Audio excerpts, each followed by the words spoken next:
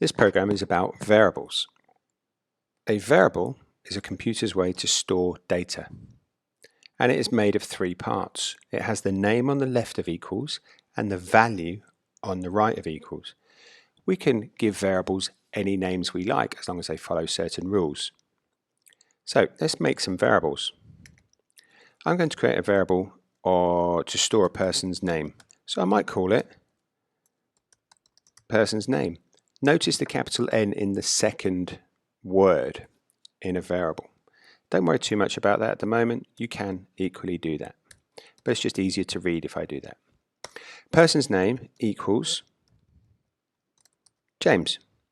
So the value of this variable, here's the variable, is James because it's on the right of equals. The name of the variable, this bit, is here, person's name. It's on the left of equals. The value always goes on the right. That is very important to understand. I'm going to create another variable. What pet does this person have? I put the name in, I put an equals sign.